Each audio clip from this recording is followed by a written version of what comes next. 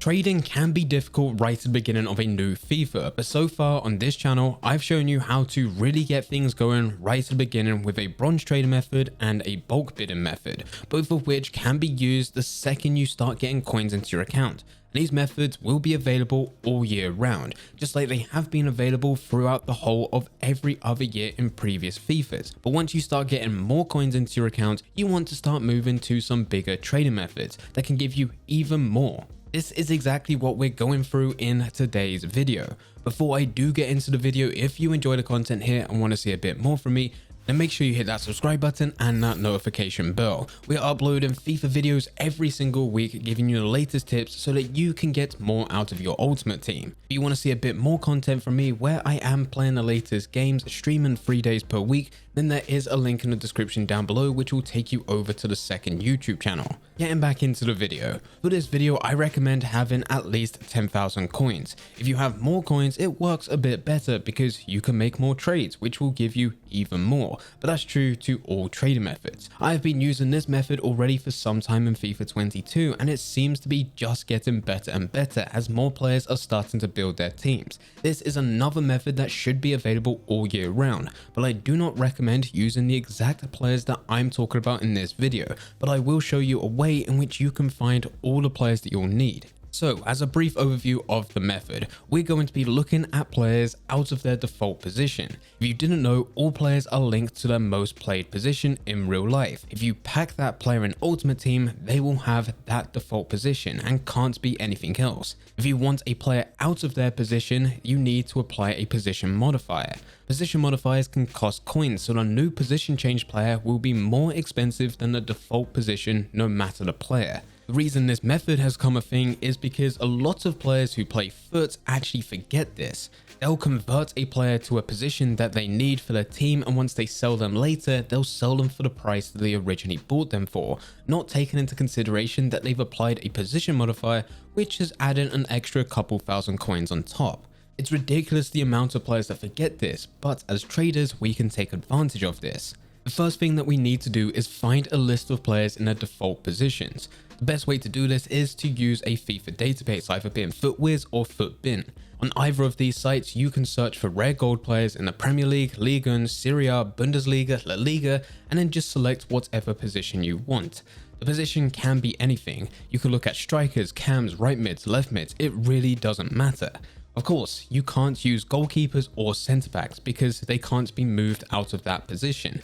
I would also recommend staying away from right backs and left backs because they can only be converted to wing backs. And not many people actually need wing backs within their team unless they're going for a 5 at the back, but it's rare.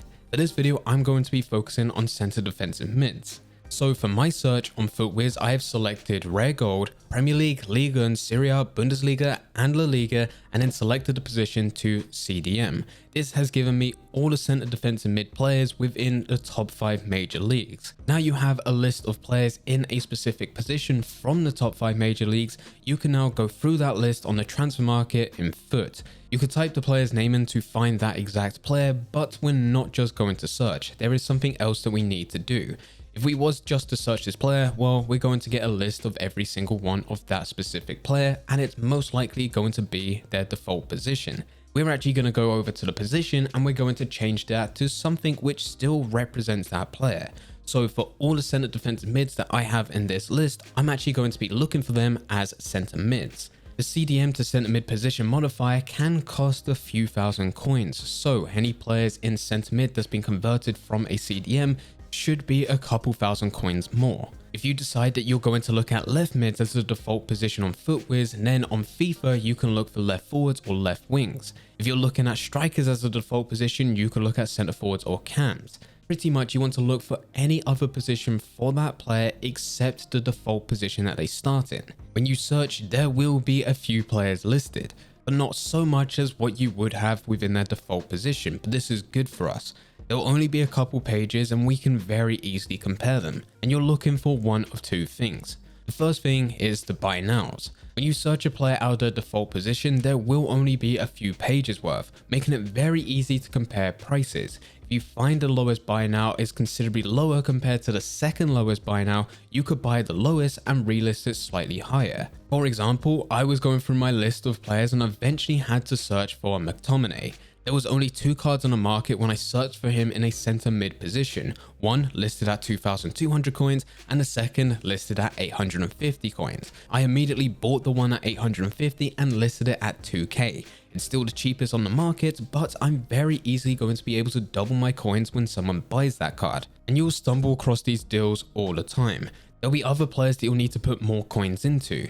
You'll find some that's going for around about 6k, but you've managed to find one at around 4,500, maybe 5,000 coins, in which it's still worth you buying that player. Even though you're not doubling your coins in this instance, you're still able to make a few hundred coins after EA tax, and it's all worth going through. You'll also notice when going through these players that some of the players that are considerably cheaper compared to the rest have been on the market for 20-30 minutes, and this does put off quite a few players. They start second guessing themselves and start to think why no one else has bought into them. And it's purely because not that many people actually search for players out their default position. There's so many traders out there that just use sniping as their main way to get coins. The players, because they're not within their default position, will not actually show up when they're going through sniping filters. So it leaves some of these players having a lot less eyes on them, apart from the people that's actually looking for them in these positions to actually buy for their team. And they're not actually trading with these players because they're trying to get the player for their team. So there's a lot of occasions where you'll come across a player who is the lowest on the market by a considerable amount, and they've been listed for 20, 30, maybe even 40 minutes before anyone's noticed. This happens all the time, and yet again, it's another thing that just opens the door for us to trade with these players.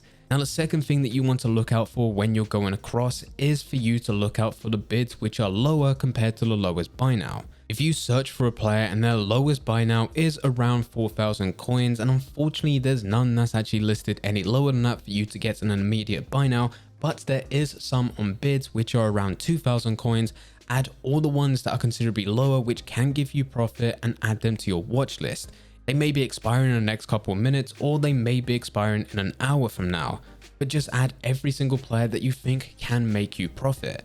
Because eventually, whilst you're going through this method, searching players' names, they're counting down in the background. You can then head over to your watch list, just double checking when players are going to expire, quickly double check their price, and then see whether or not that's a good deal for you to put a bid in and still make a decent amount of coins out of. Yet again, you can get some crazy deals with this. You can get players for less than 1,000 coins and sell them on for free, maybe 4,000 coins dependent on the player. This is another good reason of why it's good to look for players out of their default position, because when anyone else is trying to look for that specific player and they're trying to trade with them, they're actually comparing them to the default position and not the new position. So they may look at Lucas Torreira and think that he's only worth 900 coins and you've managed to bid 850 coins. It's no longer a good deal where you're going to be making any profit as a trader, but that other person doesn't realize that you've managed to trade Lucas Torreira, who is default a center defensive mid, and you've got him in a center mid position, and his actual price is around 3,000 coins. So you have two different ways in which you can trade with these types of players, and I recommend doing both at the same time because you don't have to do anything too different. You just need to keep on going back to your watch list just to check when players are expiring. Once you go through the full list that you have on FUTWIZ with all the gold players within that set position for the top 5 major leagues, right to the end, you can either go all the way back to the top and go through this list again. In the time that it's taken to go through every single player, by the time you go back to the beginning, there will be new cards listed. Those cards could be listed on low bids or even low buy nows, which you can take for yourself. The other thing that you can do is just change position. If you've managed to go through the default position of left mids and you've looked at left wings and left forwards, well, you can go to the right mids and look for right wings and right forwards, or any other position for that matter. And this is just the freedom you have when dealing with position change players. I should say that it can take some time for some of these players to sell. Some will sell within the first hour, whereas others may take a couple hours to sell, and you have to keep on relisting them every single time. This is perfectly fine. It happens all the time, but eventually they will sell. Someone will buy them because people are looking for these players for their team. And even though, yes, they can buy the default position and convert them up, but in a lot of cases, it ends up being more expensive. Especially once we're looking at the cheap players such as McTominay.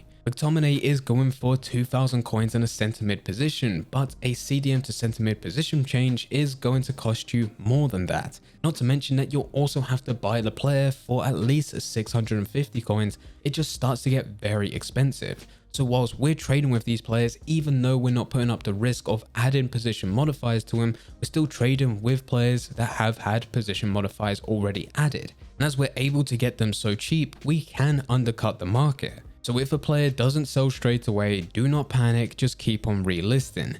It's also the reason why at the beginning I recommended having 10,000 coins. With 10,000 coins, you can get around 5, maybe even 6 deals all into your transfer list. And even though it's unlikely that all of them will sell, hopefully in the first hour you should be able to sell 1 or 2. And then use those coins to get even more players, and it just becomes a snowball effect. But anyway guys, this is a trading method that I'm going to be using until I get to a couple 100,000 coins. I'm using this alongside the bulk bidding method.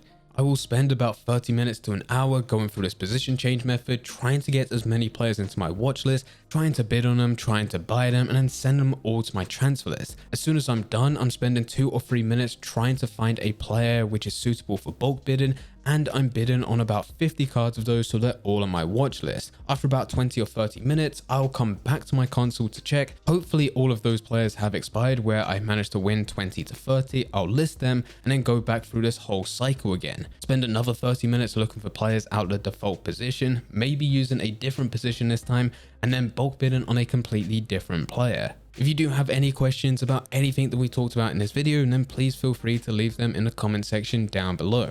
Anyway guys, I hope you guys did enjoy. If you did enjoy, don't forget to leave a like and subscribe. But for now, I'm going, so see ya.